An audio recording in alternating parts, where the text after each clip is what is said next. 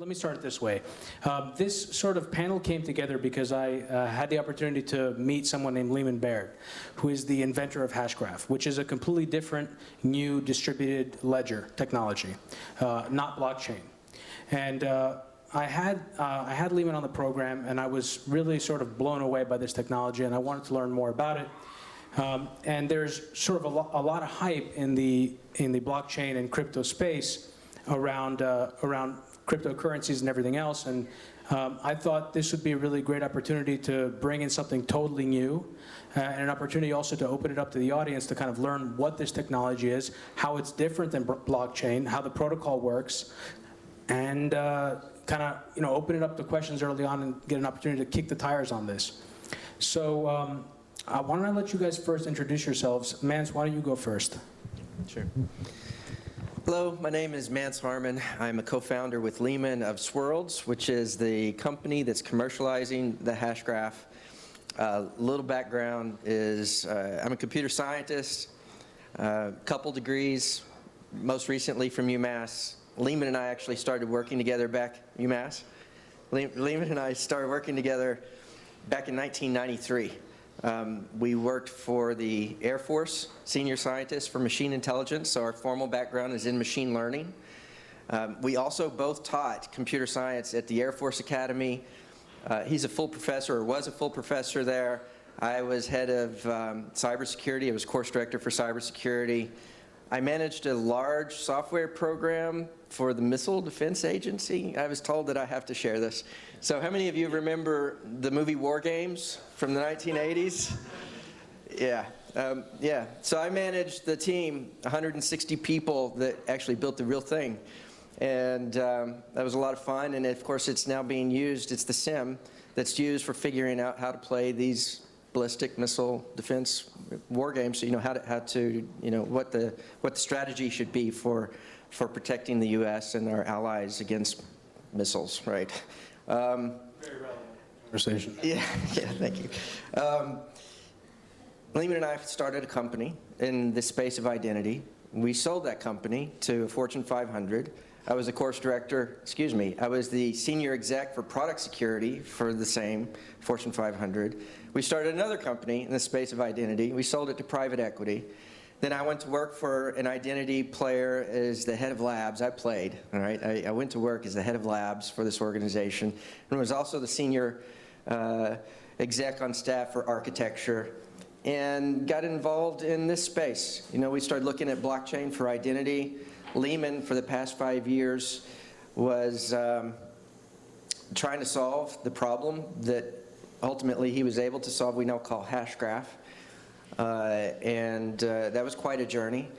I guess the only other thing I should mention about Lehman is that he is a PhD from Carnegie Mellon in computer science. He has the notable distinction of setting the record for the history of the school and getting his PhD in the shortest amount of time, 2 years and 9 months for a PhD from CMU, which is quite a feat.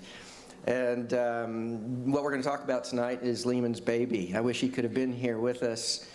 We're not from New York City, we're from Texas. And so I've heard some people say, well, how can something like this come from Texas? It's a fair question. And as the evening goes on, you're going to hear my southern drawl get a little bit deeper and longer. My eyes are going to get a little bit longer as we go through this. We're Southerners from Texas, and glad to be here talking about the Hashgraph with the crypto community in New York City.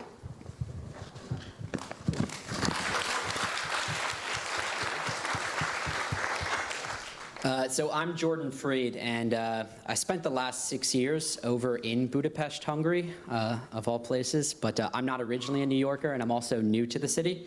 But I sort of came into the crypto space accidentally, in that the previous software company I ran, which was a virtual private network service, the #1 demand we had from our customers was accept Bitcoin as a payment method, and I said, what the hell is Bitcoin?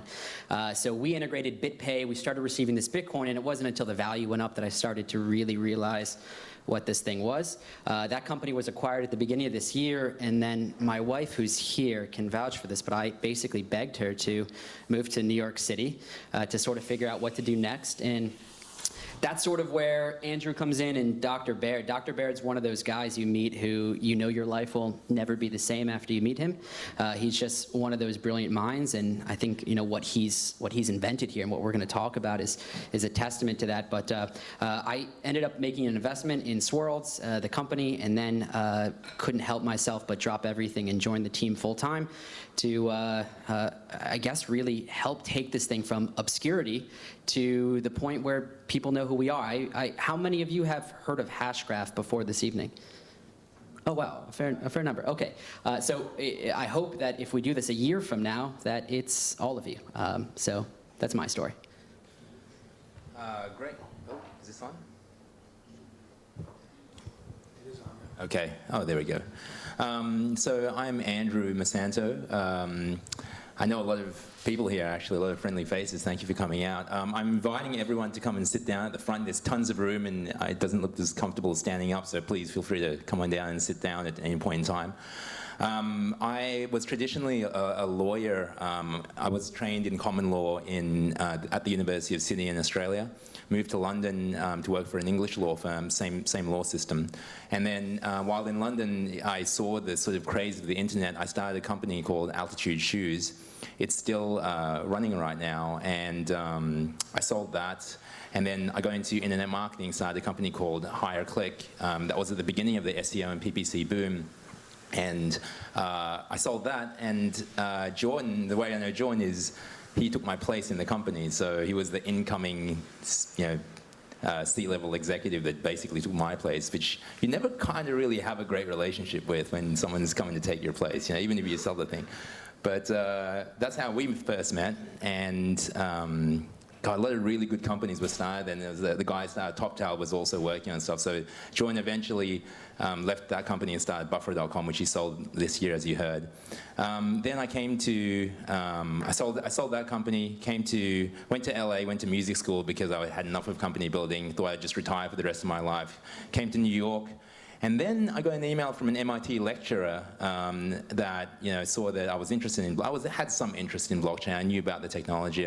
I'm a bit of a mind geek, if you like. I like reading about stuff like that.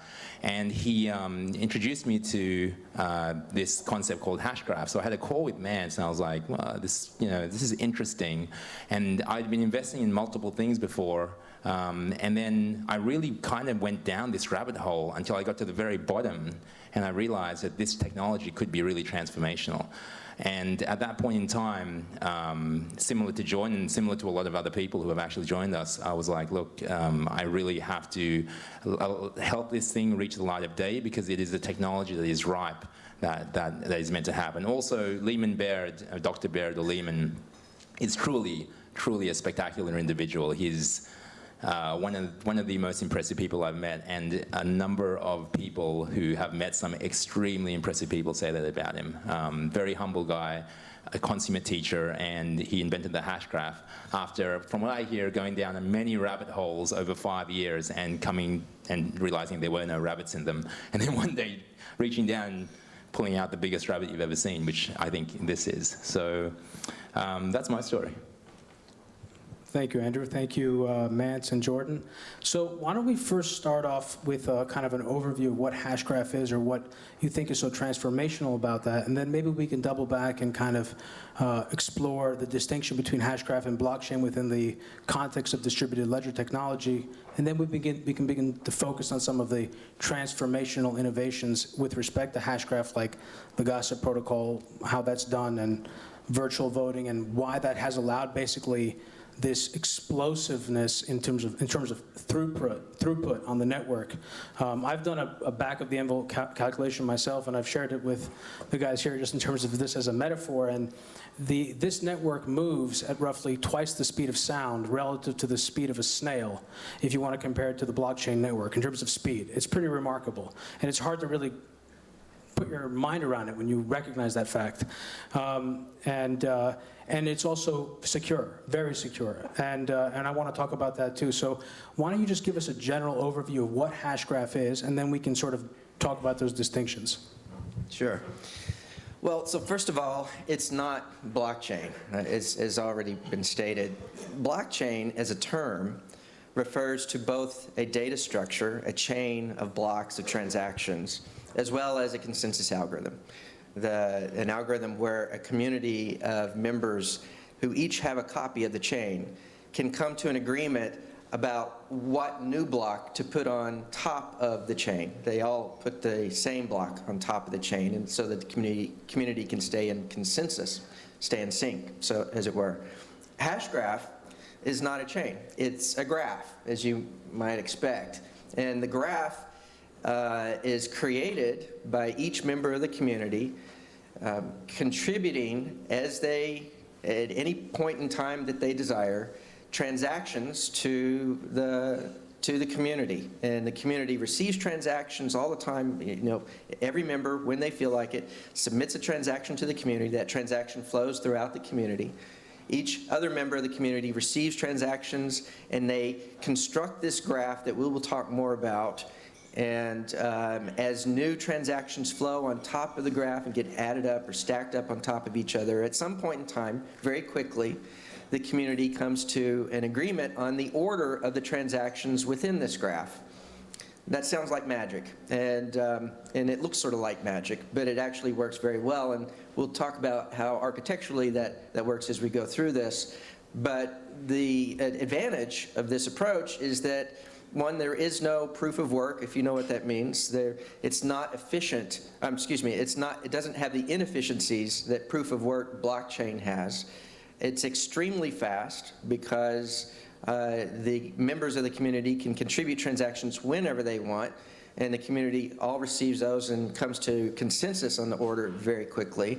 And it's not bottlenecked. There's no chain. It's a graph. And so we can achieve hundreds of thousands of transactions per second, for example, within a single peer-to-peer network. In scale, we can go to millions, or whatever you want to achieve in scale, with multiple shards, multiple networks of communities of computers. And it has security properties that are unmatched in the market. You talked a little bit about blockchain there and about the chain. Can you go into a little bit more detail, sort of geometrically, what a blockchain is, so people can sort of understand that and what that significance is in terms of security, and in terms of how it relates to proof of work, slowing down the network in order to achieve a secure sort of consensus? Let me sort of start with first principles so that everybody can understand. What is the point here, right? Let's talk about databases for a moment. When you have a database and you have an application that writes to the database, if the database accepts what we'll call write transactions, or transactions that change the information within the database, as well as read transactions that you read information from the database. If it accepts both, write and read, then it's definitionally a master database. And of course, these have been around for decades. The market then evolved to address concerns of redundancy and disaster failover and disaster recovery by creating a copy of a database to the side, perhaps, sort of conceptually, where every write transaction goes to the master, but then those writes also get replicated over to the slave database. You can read from the slave, the application can read from the slave, but the application can't write to the slave, okay? Then the market evolved a little bit, and it became possible for the application to write to both databases, both copies of the database. In this case, it's what we would call multi-master database. And there are some technical reasons why this is attractive, but this introduced a problem. And the problem is that if I have multiple users, if I'm the only one using the database and I'm the only one that's writing to either this master, master A, or master B, there's no problem. In reality, I'm not going to be the only one. There are going to be a lot of users, and a lot of users are going to be writing to both. And occasionally, the users are going to write to the same location in each. One user will write to, say, location number 3 in the first, and a different user will write to location number 3 in the second. And these databases somehow have to resolve this. We have to come to an agreement on the order in which these write transactions occur so that the databases can stay in sync. And then once we come to agreement, the databases apply those transactions to both, right? Mance, just to clarify, what you're describing here is the need for distributed consensus. I am getting there. That's correct. I'm describing conceptually what is this whole thing in blockchain about, right? It's all, and you can see that if we add more masters and more users, the opportunity for these write conflicts just goes up significantly. And most of the problem and most of the time is spent in resolving these write conflicts. In other words, for the community to come to consensus and agreement on the order of these write transactions to each of the masters. And once they have come to consensus or agreement, then they apply those transactions to each master database in the same order so the databases stay in sync. The assumption has always been, up until 2008, that one legal entity, one party, has administrative control of all the databases. Amazon, for example, would have control of all of the master databases in this multi-master system that manages their store. Amazon would never think to give Google a master from the Amazon cluster of databases. That, isn't something that ever occurred to anybody. What blockchain is all about is doing exactly that. It's giving masters away to other legal entities that may actually be competitive with you. They may, it's certainly not the case that you're all going to necessarily have your interests aligned. And so if it's the case that we're sharing this database and each one of us has a local copy and we're all writing to our local copy of the database and we're having write conflicts, we all have to come to an agreement on the order of the transactions and apply them in the correct order. Well, with that new security requirement, you have to then begin to think about a few types of attacks that you wouldn't otherwise think about. One is that no single party in our community should be able to change the order of the transactions, the history of the order of the transactions. This is what we would normally call immutability of transaction order. The other one is that no single party in our community should be able to execute an attack that would stop the flow of transactions across the community. Right? You wouldn't want one party to be able to do a DDoS attack, a distributed denial of service attack that could actually bring down the network. And then finally, it should be impossible for any single party to have the influence over the order of the transactions prior to the community coming to an agreement on the order of those transactions. In other words, it shouldn't be possible to bribe somebody to change the order of the transactions in your favor. This is what we call fairness. Okay? These are the fundamental concerns that arise when you move from traditional database technology, all run by a single party, to this multi-party database model where we're all sharing the data layer and we are maybe even unknown to each other. How do we protect ourselves from malicious attackers or people that want to do evil things? That's what the whole blockchain space is all about. Now, I didn't answer the question about blockchain. We can move on if you have. I also want to mention one thing while you're speaking there, which is that the internet has been distributed communication for a long time. Correct. Of course, it has changed as it's scaled and there's intermediation and you have these large server systems. But what blockchain and distributed ledger technology attempts to do is to bring that level of disintermediation to the process of consensus, to the process of determining when and how a change has occurred in the network, where storage and how storage happens. So it's sort of like, anyway, I'll let you. No, that's exactly right. So, I mean, if you think about this model, what we can do is have a shared database, and we each are running the same application on our local computers. And if the network, the rate at which we can process transactions and how quickly we come to agreement on the order of those transactions, if all of that is fast enough and secure enough, then we can begin to think about the anti-cloud, right? What is the cloud? The whole cloud movement is about having central servers that are running applications, SaaS applications, that we use our computers to connect to, and those central applications are providing the storage and providing the security, and we all have to trust that third party that manages it on our behalf. What we're talking about here is, for the first time, being able for each of us to run the same application. A good example might be World of Warcraft or some game, right? We each download the distributed equivalent of World of Warcraft. We install it on our local computer. We fire it up. And we are playing in this game, 1,000 of us, and the transactions that are being written to the state of the game are flowing throughout the community. And the math, the magic of the math, makes it possible for the system to totally be secure in ways that allows us to not have to have a third party running a server to make sure that we're not cheating, right? We no longer have to trust a central server.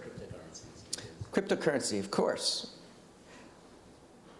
So in the world of cryptocurrency, we no longer have to trust a central bank.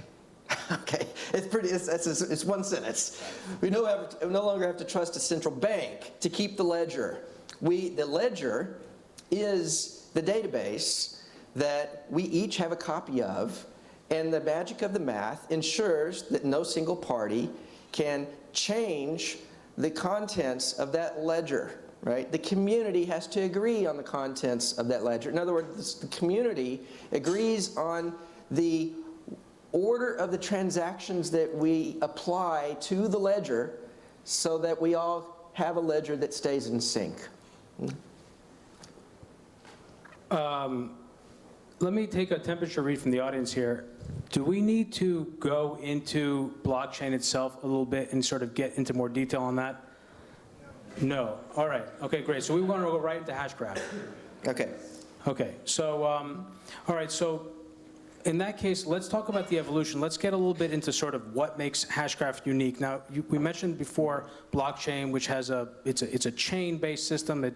There's proof of work, and there are other ways to sort of drive the consensus, but it's geometrically a very different system. Now, Hashgraph has two primary innovations, right, Manson? I don't know how you guys want to, if you guys want to jump in here or. Yeah, go ahead. Yeah, so I think a way to look at this is when we talk about Hashgraph a lot, we talk about ushering in of what we feel will be the fourth generation of distributed ledger technology. So the first generation being Satoshi Nakamoto's white paper.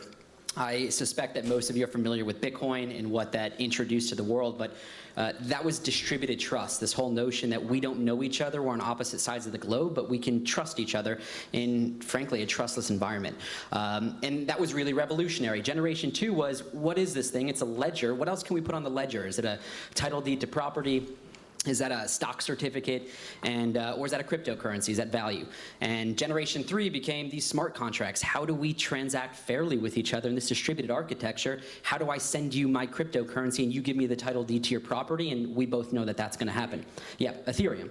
And then generation 4 is markets and fairness. With all of this value coming on chain, we've got to now figure out a way to transact with each other fairly. So when we first introduce Hashgraph, or at least when I do, I like to introduce that property of fairness in that we're talking about a whole new genre, a whole new world of applications that will be made possible because of this technical breakthrough. And it really is immense. Define fairness for our audience in technical terms, what you mean by fairness. So when I talk about fairness, I mean specifically, I'll go a little high level with this, but I mean specifically that we don't trust each other necessarily, and we need to know who came first in, let's say, a game. If you shot me before I shot you, that's got to register, and we all have to agree, we have to come to consensus that that is the state of reality. In traditional architectures, in a gaming architecture today, you have a central server, and the winner of that would be the one one that has the lower ping to that central server. And the point is that to do that currently using a distributed ledger like blockchain is just too difficult because of the level, the latency of the network. No. So when it comes to fairness, the requirement is that there's no single party that has the opportunity to influence the order of transactions prior to the point where the community comes to an agreement on the order of transactions. In blockchain, you have all the miners that collect all the transactions. They put them into a block, and then they compete with each other for the opportunity to publish that block to the rest of the miners to go on top of the chain. The problem is that the miners individually decide if a transaction goes into the block, so there's not necessarily fairness in access to the network. And number two, if they choose to put the transaction within the block, then they unilaterally determine the order of the transactions within the block. So they do influence the order that the community comes to agreement on of the transactions. Right? That's the fairness we're talking about. And Jordan is absolutely right. When it comes to games, which one of us actually pulled the trigger first makes a big difference. And so you need to be able to preserve the order the transactions actually flow into the network. That's the fairness property. Or in a stock market, obviously, as well. Or in a stock market, or if you're trading monitoring platform. traffic on a highway. Or an auction. And this is right? the gossip protocol. Because of the way that the network is gossiping the information, you're able to achieve fairness, correct? Let's talk, am I missing? Yes. It's not entirely it, but Yes, yes. I just, Go ahead. well, I want to get into this. These two real innovations on the gossip protocol, on the gossip side, in terms of gossiping about gossip, and the way in which you vote essentially virtually, which eliminates the entire sort of latency of a really robust network. Talk to us a little bit about how that. First of all, what does the graph look like? Because that's relevant here in terms of the creation of events over time across the network.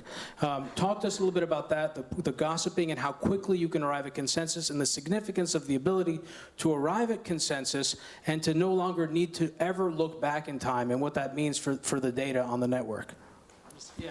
Can I just say something really quick? You should answer that question, but I just wanted to add that the real innovation for me, Jordan saw the fairness. The real innovation for me was speed, to be honest. If you think about 1999, we were using 56K modems, and then you couldn't visualize where the internet would go, what applications would be available. When we received broadband fiber optic cable, this is why I'm excited about this, because the application use cases haven't been invented yet. I can think just from my mind's eye that there would be markets, there would be auctions, because you have fairness, because you have speed, there'd be games, but really the sky's the limit when you add speed to this network. So when I first discovered it, the most exciting thing for me was speed. Fairness was a necessary property to do some of these things. You're not going to compete in a stock market where you don't know that, where there's not a mathematically guaranteed fairness. Anyway, you guys, I've participated in ICOs before where I've sent money and I don't know if the miner is putting it before, but I don't get into these ICO deals, right? Because I'm not in control of the fairness, neither is the network. The miner determines who comes first. Anyway, so do you want to take it from here? Yeah, why don't you answer that, and then what I want to do is, anyone who has, I want to open up the floor early to questions, because I know we got a lot of smart people here, and I want to give you all an opportunity to ask thoughtful, pointed questions, especially, so monitor yourselves. The more sort of thoughtful and pointed and relevant it is, feel free to sort of look out for that, and Genevieve will have a mic, and I'll look to see who wants to. Mance, go ahead. Yeah, sure. So how does Hashgraph work? There is a category of consensus algorithms in the literature, the academic literature, that we refer to as pure voting-based algorithms. They have fantastic security properties. They achieve the gold standard of security from this world, the distributed systems world. It's something called asynchronous Byzantine fault tolerance, BFT, asynchronous BFT. The problem with this category of algorithms is that they are impractical in their bandwidth requirements. Conceptually, the way they work is that each peer, each member of the network, is asked to cast a vote on a question, and they all are asked to cast a vote on the same question. And when they cast that vote, the way in which they do that is by sending their vote to every other member of the network. And when every other member of the network receives a vote, they have to send an acknowledgement that they've received the vote to every other member of the network. And then there may be multiple rounds of this process that's required in order to come to an agreement on the order of a transaction or two. In other words, the bandwidth requirements blows up, grows exponentially fast in the number of votes that are required and then the number of peers that are in the network. For this reason, they aren't actually used in practice. There are no practical, pure voting-based algorithm implementations at the scale that we need for what we're talking about here. The question then is, how do you achieve the same level of security and the fantastic theoretical properties without casting votes over the internet or over the network? And the way you do it is this. It turns out, and this is Lehman's moment of inspiration, this is his aha moment. What he realized is that where we started this conversation at the very beginning, we are each running a local copy of a database. And if these databases are going to stay in sync, then anytime there's a transaction that needs to be written to a database by anyone, those have to go to everybody. All transactions have to go to everybody. That's the minimum bandwidth required just by the laws of nature.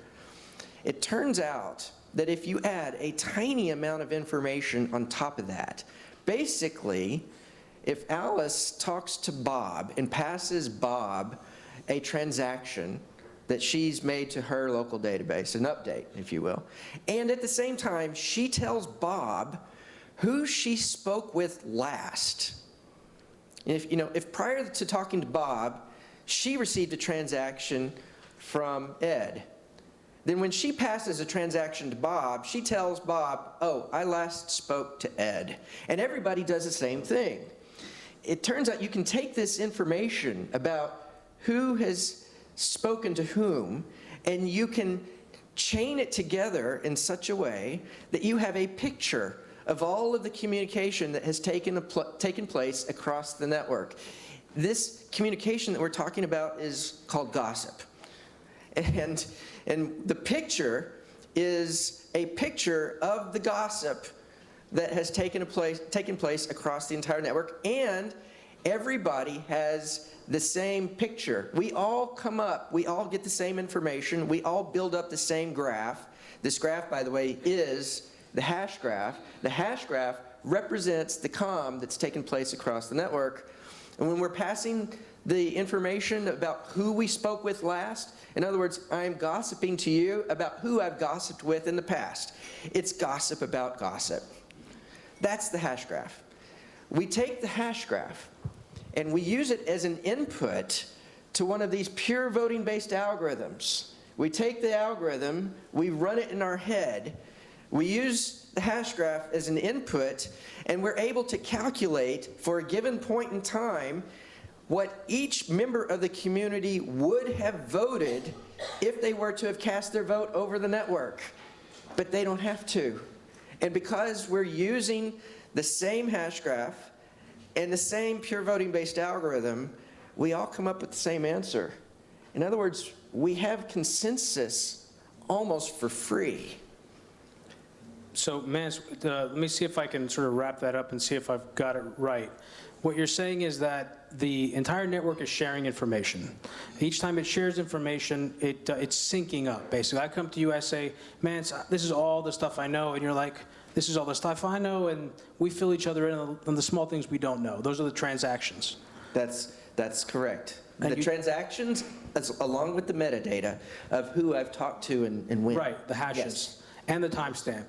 And those are represented as events in memory, in the hash graph. That's correct. And that combined with the data that's stored locally in memory, there comes a point, and it takes between 0 and 3 seconds, if I understand correctly, where you have the hash graph to consult, essentially, and the data locally, where each node on the network can run locally a local voting algorithm and basically virtually vote and eliminate the entire bandwidth constraint and come to consensus, asynchronous Byzantine fault tolerant. That's exactly what I'm saying. And the important point here is that So the little bit of information that I said we add on top of the transactions, technically what that is 2 hashes.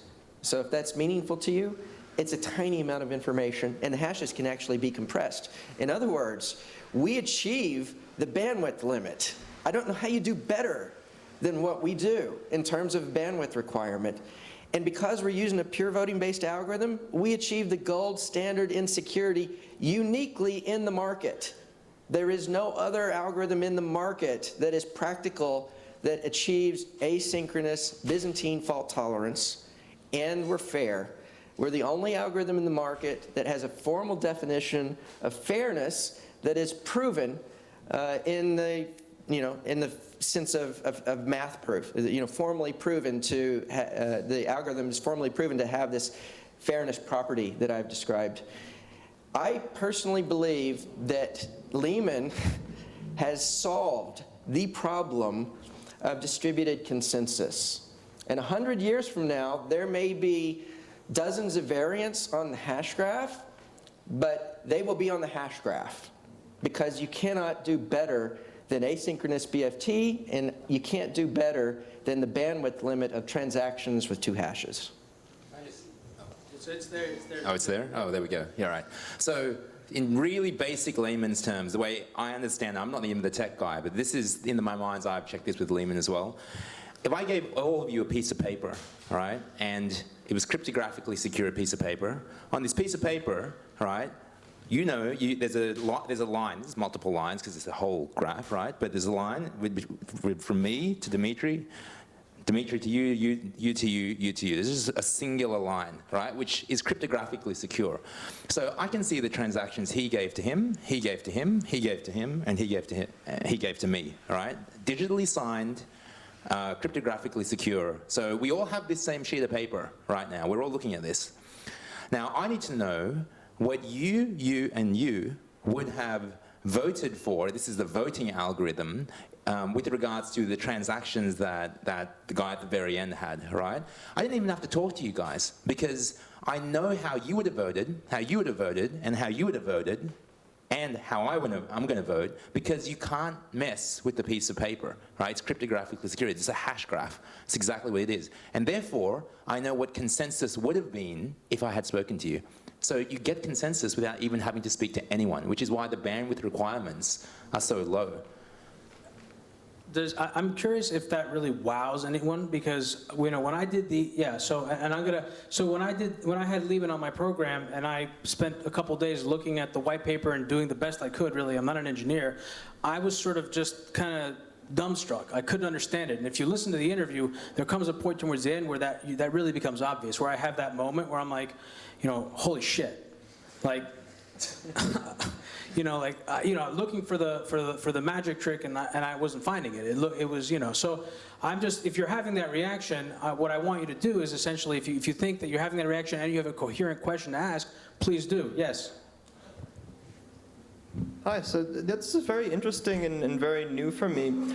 I just wanted to ask with Hashgraph, what exactly is it that prevents the system from getting overwhelmed by bad actors? Because I always understood with Bitcoin security that the fact is that the system is so big, there's no bad actor powerful enough to overwhelm that system. And now correct me if I'm wrong, but based off what you said, it seems like Hashgraph, even if it's more efficient, has solved the scalability problem by dividing it into little sections. What's to prevent, if that is the case, what's to prevent people from overwhelming that? Like if we were at a poker game and it's me and 4 people trying to beat the one other person, like that person doesn't have much of a chance. So in this case, how would that analogy work?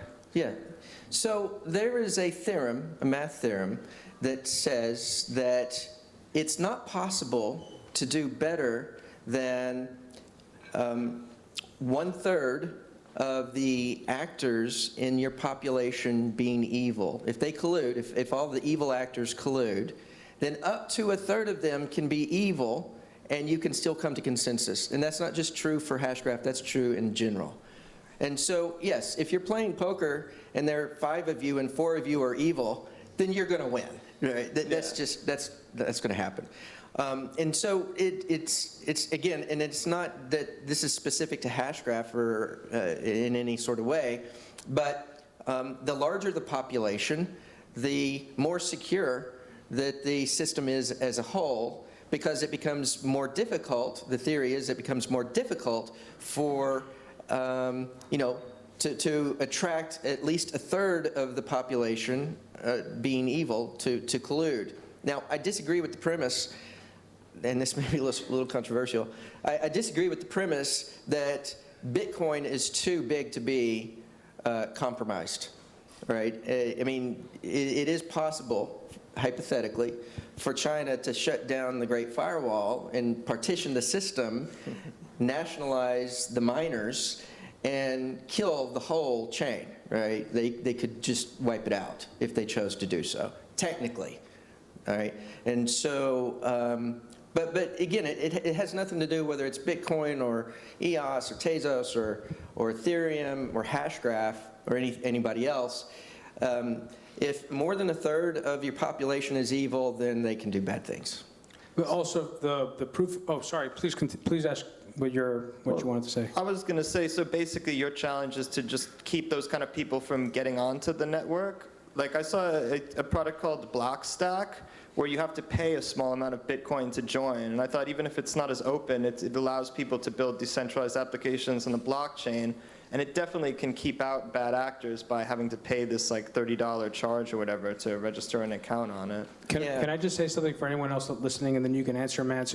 We're moving here into on non-permissioned networks, what we're talking about here, public stuff. So I just want to clarify that as well, but go ahead. Yeah, so right, the market is split into two halves, right?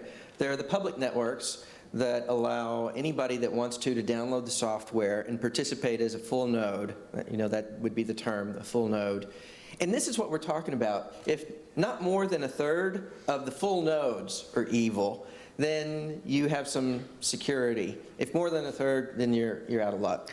And that's independent of whether it's public or private. The question you're raising, you know, on the private side, when I spoke previously, for example, about World of Warcraft, it may be that you and a dozen of your friends download the software and you stand up a network, and you're on the network, all of you are on your network, and you have the security that we're describing, and you're not paying for it. I mean, you are there, you're using your resources on your computer because you want the privilege of being able to participate in the game, right? And so in a permission network, there are other motivations for wanting to participate as a full node, and in each case, there will be some governing system that decides who can participate in that network or not. And in the public networks, it's just the opposite. It's open. Anybody that can participate that wants to.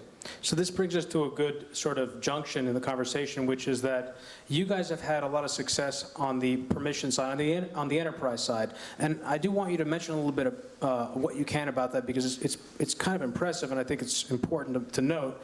And then I don't know what you can tell us about a public ledger, if you have plans for that, what you can or can't say, because obviously that's sort of either implied in the thoughts of many people that are either going to be watching this video or here, or they're consciously thinking about it, like this gentleman.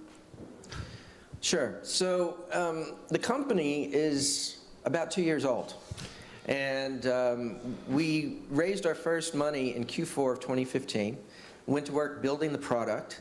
Ping Identity, a major identity player in the market, was the first money into the company. It was my organization that built the identity application within Ping on top of the first version of this technology.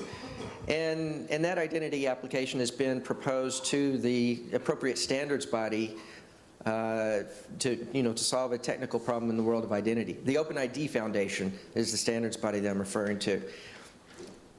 In November of last year, I moved over from Ping to Swirlds full-time and realized we needed market validation. Brand new technology, brand new algorithm. Nobody had heard of us. And we were making some really strong claims. I remember over and over and over, going in and saying to people what I've just said to you. And they said, no way, it's too good to be true, something's wrong. And so we had to have market validation. The credit union industry saw what was happening in the banking industry and decided they wanted to do the same thing. The industry wanted a platform for the 6,000 credit unions in North America that represent 105 million members to use. And I decided I wanted to compete for the business. And so I approached the industry and told them what we had. They said the same thing, no way, it's too good to be true, but we'll let you compete. And we competed. It was me and Lehman, a couple guys, competing with IBM and Hyperledger for the business, for the whole credit union industry. And we got to the first round of POCs, and in February of this year, we won. And then in May of this year, the industry decided to stand up a new organization. It's called CU Ledger, Credit Union Ledger. It's a new legal entity, a credit union service organization that is now capitalized and is about to announce its first CEO. You can think of it, if you're from the industry, it's the equivalent of R3 for the credit union industry as opposed to the banks. And that technology is being rolled out in the new year, and it's all built on the Hashgraph.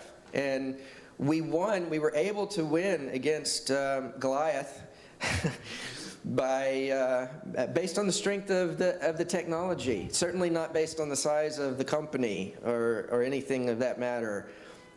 We were able to demonstrate real value in the algorithm and the platform that we had built, and it solved fundamental problems that they were not able to solve with the existing platforms in the market today. And so we won that business, and since then the pipeline has just swelled on the permission side. We're working with the largest banks, the largest payment processing organizations in the world, and we're addressing, real permissioned use cases. Yeah.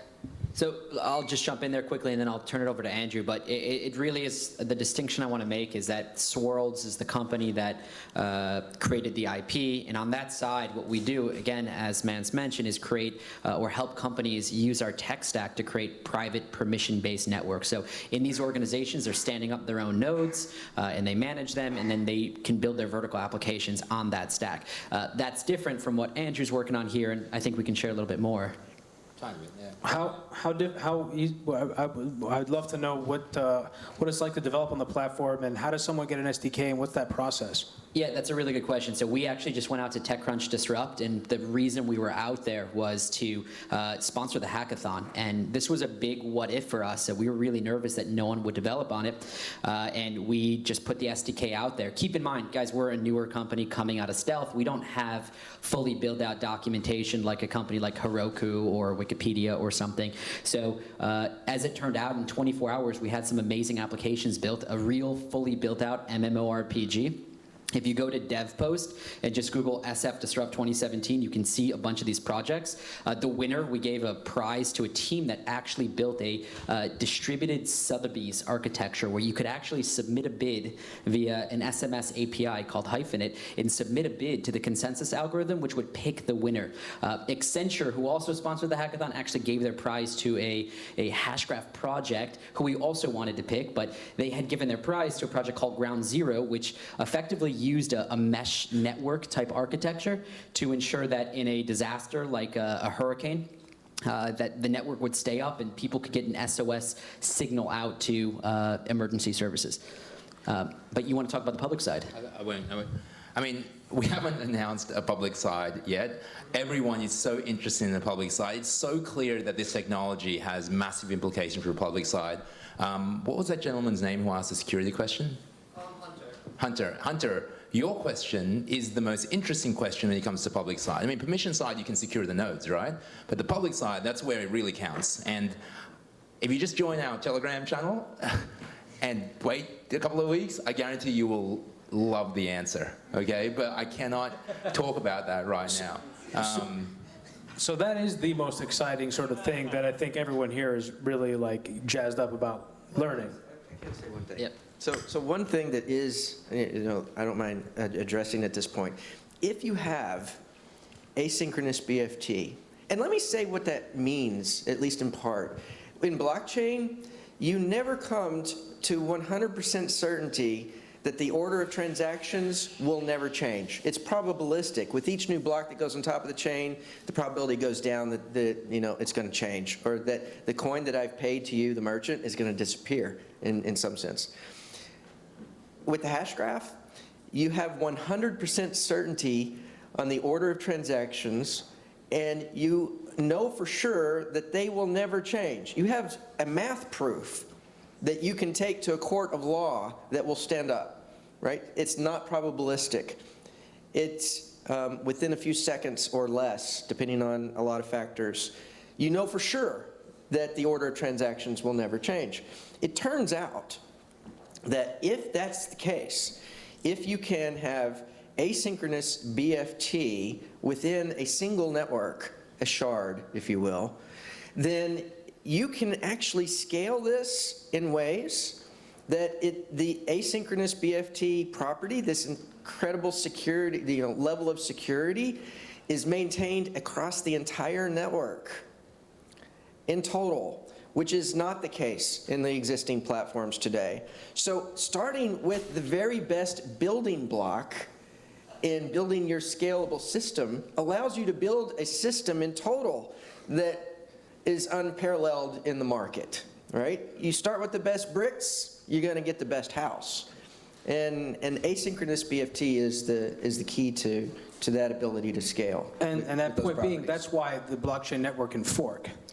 The Hashgraph network cannot fork. I mean, the forking is sort of part and parcel of this whole thing. That's a piece of it. That's correct. That's a piece of it. There are a number of issues that you have to address in order to have good governance of a public network, if we were talking about a public network. And the security is one of those. Another one is the ability to, having technical controls in place that make it possible for the governing body to actually govern. If it's the case that the governing body can't ensure or compel the users of the technology to adopt the changes in any meaningful way, then it doesn't matter what form of governance you have. I mean, in Bitcoin, we have bicameral governance with the core developers and the miners. In Ethereum, we have a benevolent dictator in Vitalik. And in both cases, we see chaos in the markets because the chains will fork into competing, or split into competing concerns, competing chains. And so, Vitalik made an interesting comment earlier this summer in a podcast with A16Z, paraphrasing, where he said, basically, the best that we can do to move the community forward is by taking advantage of each crisis as it occurs. That's what we have today in terms of governance. There are solutions to that problem, and we will talk about those in the coming weeks. Yeah, and also, do you have a question? Yeah, I do. So in Hashgraph, is every node a full node? Yes. I mean, you don't have to be, right? I mean, if you wanted to have a copy of the Hashgraph or the data structure, but you didn't want to participate in the sense that you're gossiping transactions or storing information, et cetera, then you certainly could do that. You don't. So it's not like we have full nodes and partial nodes in sort of the traditional sense, but there's nothing that prevents a party from sort of being a passive observer of the Hashgraph. Yeah, go ahead. Okay, so for like the light nodes, how would the state updates to like that node be? Yeah, well, so if a light node is simply accepting the transactions in the appropriate order, in the community consensus order, they have a local copy of the state. They just update their local copy of the state. They just aren't contributing anything, right? I wouldn't write to my local copy of the state new transactions for me in that sense if I'm a light node. I have a copy of the state. If it were a cryptocurrency, the state in this case would be the list of all the wallets in the population and their balances. That would be the state. And if you're a passive observer, you can see the transactions flowing in consensus order, and you take those transactions and you update the wallet balances as appropriate, and you would have a copy of the state that stays in sync even though you're not changing it directly. Oh, yep, that gentleman right there. How do you apply this to Well, wait for the mic there so we can hear you. So with Bitcoin, when you verify a transaction, it emits bitcoins onto the network. So how would you apply this? How would you apply cryptocurrency to this? So you have this underlying structure that verifies transactions, but then what would emit new currency onto the network? So I'm not going to give you the answer that you're looking for tonight. But I will talk about it briefly. I will talk about it briefly. From our perspective, I mean, what Swirlds sells is a consensus server. So in the same way that every company in the world today uses a web server, an HTTP server to serve up web applications, I expect that every company will, in the future, also use a consensus server to serve up distributed applications. A cryptocurrency is just an application. And so what we have is the ability for developers to create arbitrarily complex distributed applications using Java. There's no special scripting language like Solidity or anything else. You just use the full power of Java to build your application, and the platform handles all the communications and handles all the consensus. You have business logic. You have a database that stores the state of your system, whatever that is. In a game, it's the state of the world. In a cryptocurrency, it's the list of wallets and balances. And your business logic creates transactions, passes them to the platform. The platform gossips those transactions out to the entire community. The community comes to agreement on the order of transactions, and the platform then hands the transactions in consensus order back to your application, and you update your state. That's it. So cryptocurrency would be built on top of the platform in sort of the obvious way. And I don't mean to minimize it, but it's really not that complicated. It's not, I mean, Bitcoin code base, Bitcoin blockchain code base, everything's sort of smushed together, right? And in this case, we've got a nice layered architecture that separates the consensus and the communications out from the distributed application in total. The real question, though, that I think you might be getting to is how do you ensure, I mean, in a public network, how do you prevent something called Sybil attacks? Is that better? Thank you, thank you, thank you.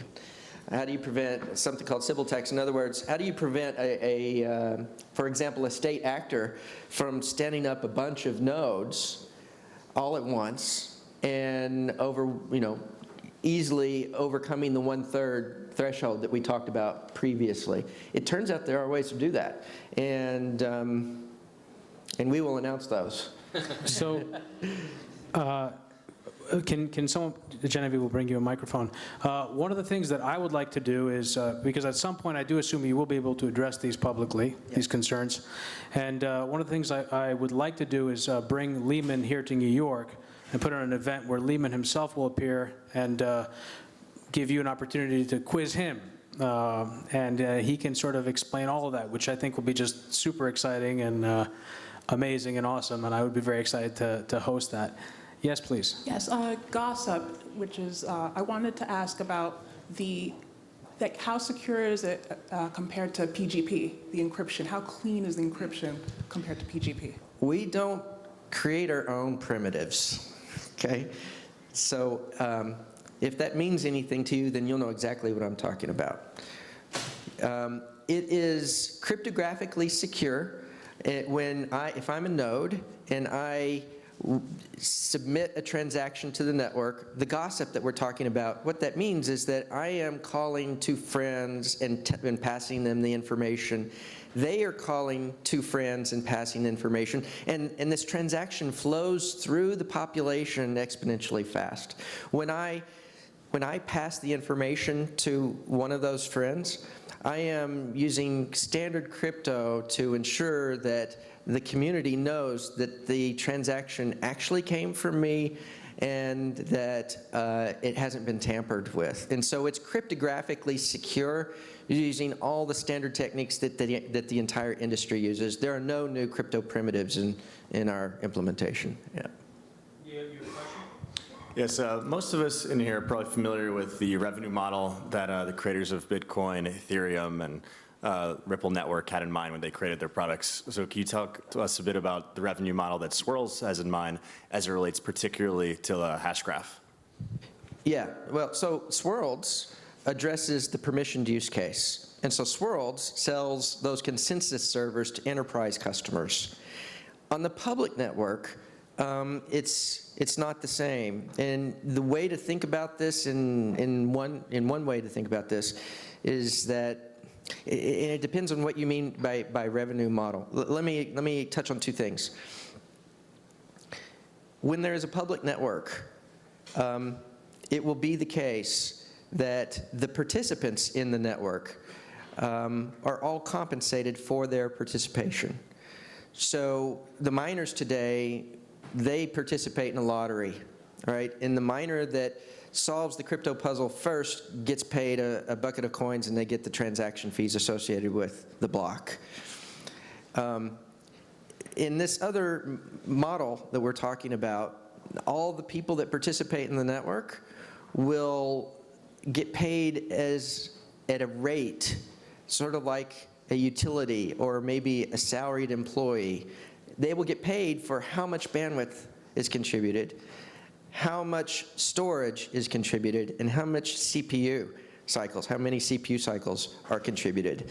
And so there will be no ambiguity, right? If a 16-year-old kid stands up a node in their basement and runs that 24/7, they're going to make a certain amount of money. And if all goes well, they'll pay for their car payment with that amount of money, right? And so, but that's an entirely separate concern, legal concern, different company from Swirls, and so Swirls is not going to make Swirls is not going to make that much money from this public network. Is the point? I want to emphasize that there won't be, this is going to be the intention of the creator. I wouldn't have gotten involved in this if we weren't going to create a public utility which was basically free for everyone to use. This is the thing that I think will change the world, to be honest. That's what interests me the most. There is a revenue model because you need nodes to verify transactions. But, and the other thing I wanted to mention is that because it's not proof of work, I mean, Bitcoin now is, I love Bitcoin, by the way. Look, it is the forefather, right? But it is eating up 0.1% of the world's electricity. You can Google it. It's a huge, huge problem. It's a humongous amount of massive amount of energy, right? What if it becomes even more proliferant? What are we looking at? Like a couple of percent? You're looking at like that is going to contribute to the melting of global ice caps, et cetera, et cetera, et cetera. So this is why, one of the things that I'm passionate about is, to be honest, when people discover this technology or decentralized distributed ledger technology, they get passionate about specific things. That is one of my passions. And I was talking to Mike Maloney today, and the other passion is, Bitcoin, to Mike's point, is not a currency because I go on a tangent here just a little bit, but Bitcoin is not a currency because it's too slow, right? It's a store of assets, a store of value. But when you have something that's fast enough, then you can become a currency. At that point in time, then you can really help fix problems of hyperinflation or mismanaged monetary policy, et cetera, et cetera. This is what I believe. I mean, there is that application. That's the one I'm the most passionate about. I know my friend Sean is passionate about this, the identity side, and there are all sorts of other applications. But yeah, to your point there, that is revenue model. Swirls will charge customers, but on the public side, it will be to be announced, but there won't be licensing fees on the public side. No, it's going to look very similar to what you're already familiar with, right? Application developers will build distributed applications, and when they make API calls, they will pay for those API calls with the currency. And there's no license. You just use the currency to make API calls. There's a question. Go ahead. Yeah, I got a lot of questions. So, and I'm wearing two hats, an investor kind of hat and an engineer hat. So from an investor perspective, do you plan to have an ICO? Yeah, I'll jump in here. So the answer to that is no. We're not like anything else in the market. And in fact, I think we're very careful about that from the sense that what we're trying to address are much larger market problems, namely governance in standard and blockchains that are out there today. So the short answer is no, we're not doing an ICO in the pure sense of what you see these ERC20 tokens being. So what we are doing is releasing eventually, and we'll share more information about that as we can, but a public protocol that you'd be building on top of. Yeah, just an ICO, right? Initial coin offering. It is to build a protocol. Just deductive reasoning. Of what's out there in the public. If we've built this for credit unions, do we need to raise 200 million, 100 million, 5 million, 1 million, even like a couple of 100,000 to transfer it to a public network? Why would we raise that money unless we're trying to scam people? It doesn't, well, I mean, I guess you could use it to get people involved, but then you'd want, I want to give each of you $100 of allocation or something like that, But the technology stack was built. This is why when I discovered this, I was like, this is insane. Like, these guys are all raising 200+ million for this, and this guy from Texas has actually discovered this. Had to go down the rabbit hole to make sure it wasn't BS. But when I got to the bottom, I was like, I can't believe this actually works. And so to your point, will there be an ICO? Well, you just think about it, like, there doesn't really need to be one, I can't really say too much more, but if you just, there'll probably be a sale of some sort of coin if a public ledger were to happen. Yeah, and just one.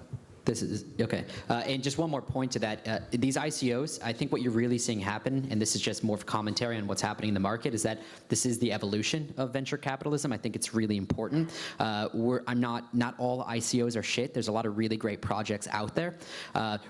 What we've got here is not theoretical. It's not a white paper. We're not raising money to launch a project. We already have that. As Andrew mentioned, the tech stack is built. You can go download it right now, actually, on swirlds.com/download. You can download the SDK. We have 6 demo apps in there, fully built out, you can play with, you can take them apart. So again, I think ICO in the purest sense right now is to raise money or to distribute a token. We're not using it as such. Yep. That's a great answer. The other question I have is about the tech side. So how the gossip protocol is solving the CAP theorem as a consistency, availability, and partition tolerance? Because it's really similar, it seems like, to Cassandra, which is AP almost C.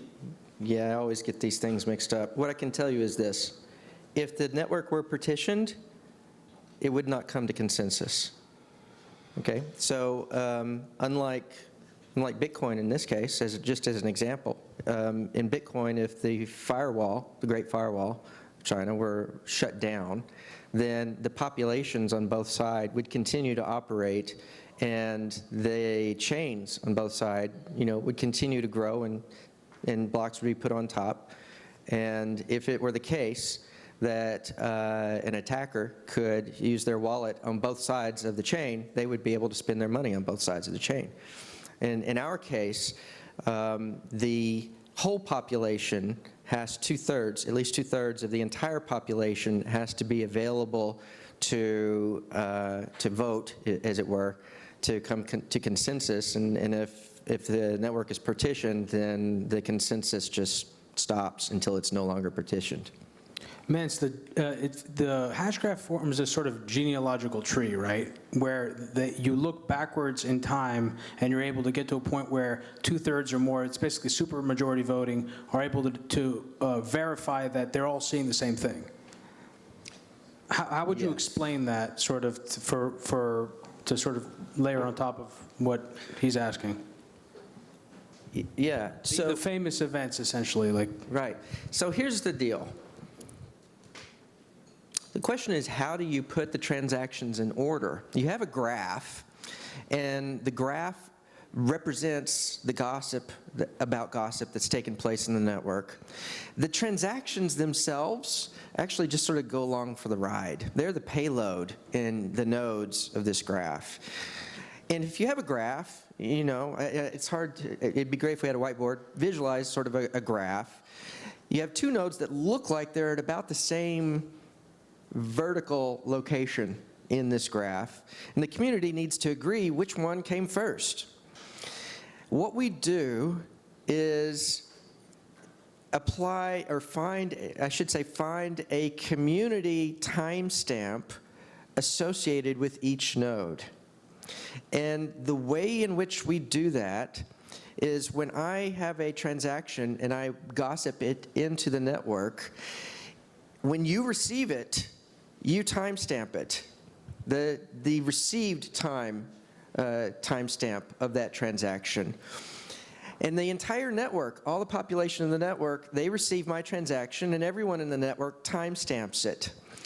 We then find the median timestamp, not the mean, not the average, but the median timestamp.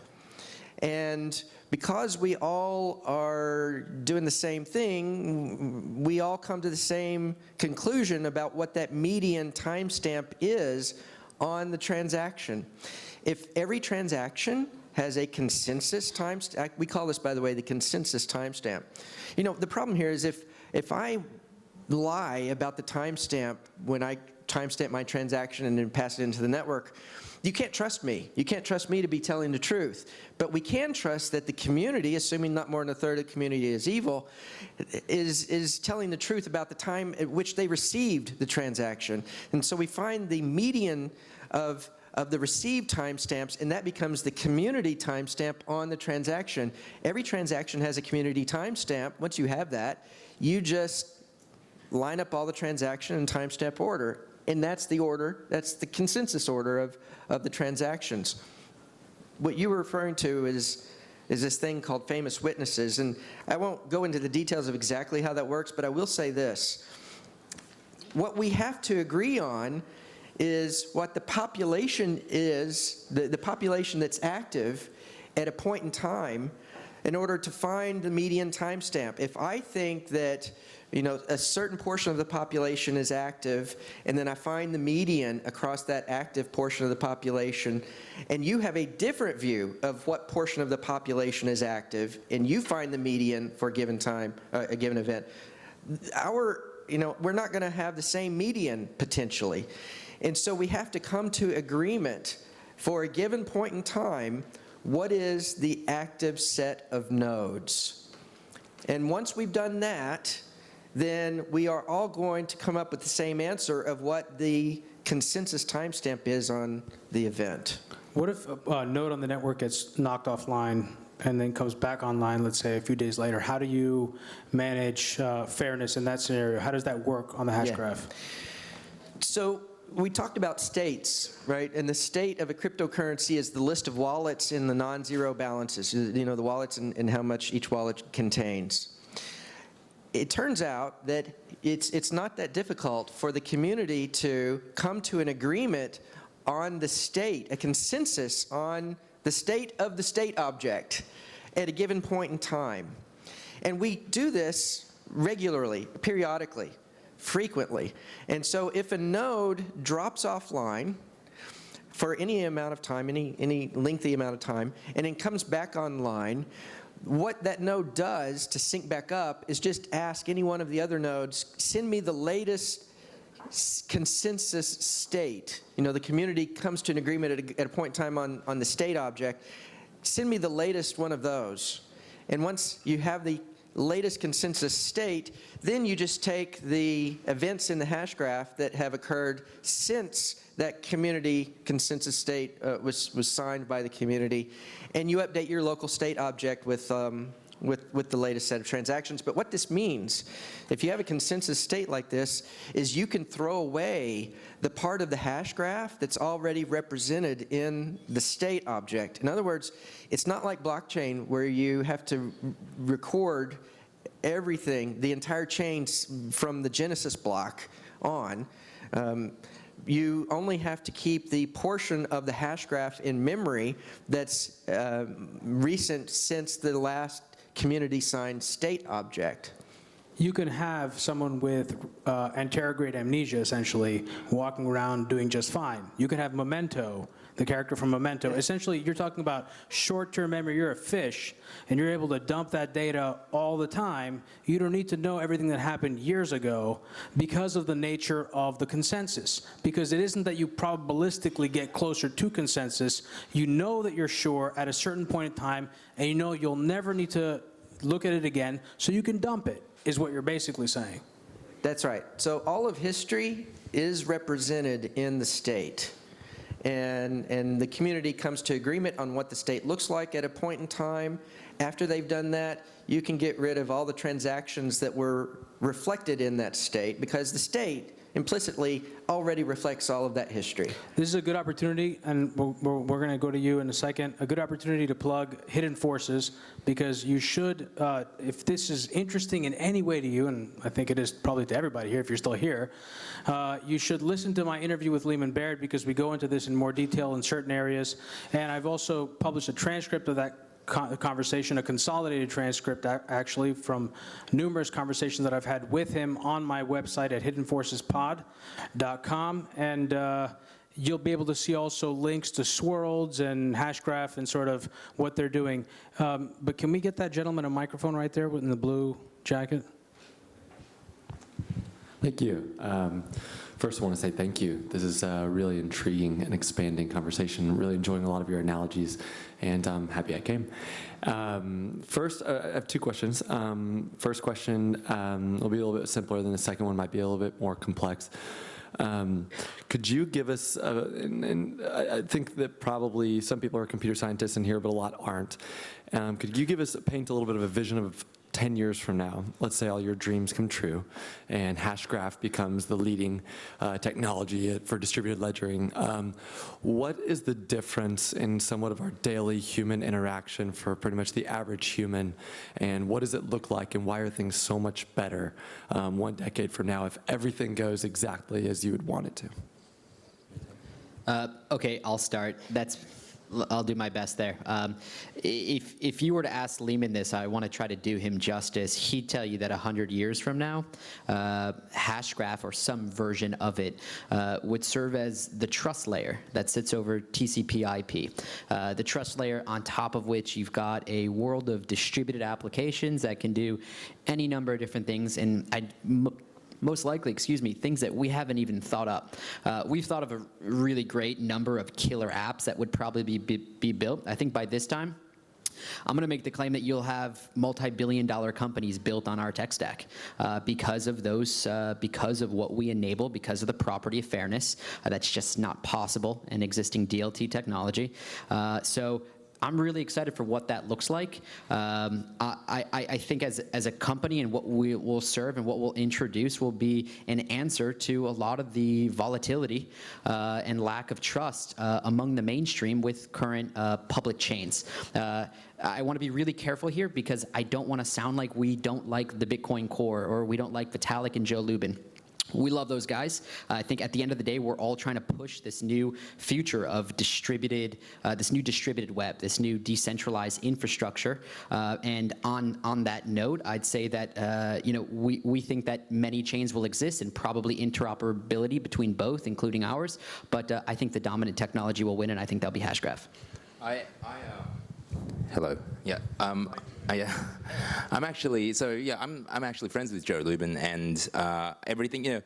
I don't want to even claim that we're going to be the dominant technology. I don't think you have to, right? If we perform the function that I want us to perform, i.e. with throughput and fairness primarily, and security as a given, then what I see is, like I said, my passion is to obviously enable a whole bunch of use cases. The ones I can foresee now are like, distributed MMOs, auctions and markets, but going beyond that, to create a currency which can be used as a currency as opposed to an asset class that enables third world countries or countries that have poorly managed monetary policy to rely on a standard of exchange that isn't manipulated by the government. Right? I come from Indonesia, so I have experienced that firsthand through my family, and that is something I'm very passionate about. And in terms of how the rest of the world works, you should talk to the other members of the team, or even we have a a community on Telegram. I keep mentioning that, but who, you know, they all have different. They talk about things like what does Colin talk about all the time? Organic farming or something. You know, everything from like identity to organic farming to supply chain to, you know, all the stuff that blockchain has. But you know, you add throughput and fairness, and it just opens up a whole new world of other stuff. So I'm going to go a little bit deep. Okay. I think that this technology is required. When I say this technology, I mean distributed consensus as a category, is required for the Internet of Things to reach its potential. And what that looks like 10 years from now is that things are able to discover the services provided by other things and engage them in a market and negotiate the terms of the deal and exchange the value across the things. And identity is a core piece of this. And what's interesting is that when we talk about the world of identity, it's normally the case that we know the identifier and we look up the attributes associated with an identity. You know, I have an email address, and if I want to log into a website or something, I'm passing my email address to the SaaS provider. They are then looking up a record associated with me based on that identifier, the email address, and there's a list of attributes there that describe me.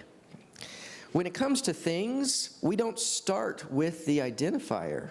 I mean, we do today because IoT has not grown up, but that's not the interesting use case. The interesting use case is when we are wanting to consume services provided by things. I'm driving my Tesla in San Francisco, and I need to find a charging station. Well, I don't know the name of the charging station. I need to look into a things services directory for charging stations that I can use, and that services directory looks in its directory of things and finds things that provide the service I care about, and I use a general query to query on geography and requirements, et cetera. In other words, something looks like SQL. And it returns then a list of thing identifiers, all right? Charging station names. And I then choose a charging station name, and I'm able to look up more attributes based on that. That does not exist today. And in order for IoT to scale, I want to be able to say which vendors in the market can bid on my business when my light bulbs burn out. Well, if it's Amazon and Walmart, for example, they need to be able to query what light bulbs have burned out in Texas, in some geography in Dallas. They don't know the name of my light bulb, but they do want to query, you know, this particular set of attributes, and I should be able then to return that information, and I should be able to have it set up so that when they see it, there's a marketplace activity that takes place, and I get the best price, and they automatically ship me the light bulbs. All of that needs a distributed services directory that enables markets, which requires fairness, it requires throughput, it requires everything that we've talked about here tonight, and it's not possible to do it with Bitcoin and Ethereum as designed today. Okay? So I think we're going to have to wrap this up. I want to say one thing, sort of my perspective on all this, and you guys have been touching on it in different ways. Why I personally am attracted to this technology, not Hashgraph specifically, but distributed ledgers and sort of distributed technologies in general. We are living increasingly in a world that is intermediated by layers of technology.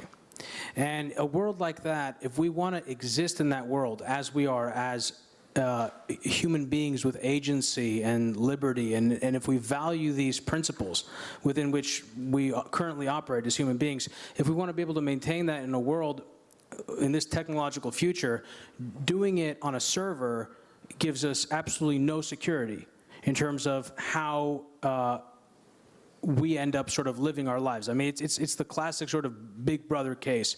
And distributed systems are the way that we can sort of try to get there. Again, technology isn't perfect, and this is not a thing. I'm not trying to suggest that this is like the solution, if there is any solution. I don't think that actually there is. I think it's a work in progress, but I think that is sort of why I'm attracted to it, and that's why I wanted to put this panel together, because I think these guys may actually have solved the problem of scale, which would enable the use of distributed ledger technology to enter the mainstream, and that would be a total game changer, not just in terms of the amount of money that would be saved, but just the disintermediation of everything in ways that would be really profound. And that's why I brought them here, and that's why I wanted as many of you to come and sort of pose questions, and that's why I want to do this again with Lehman in the near future when you guys have maybe some news to share with the rest of us. Thank you. Thank you.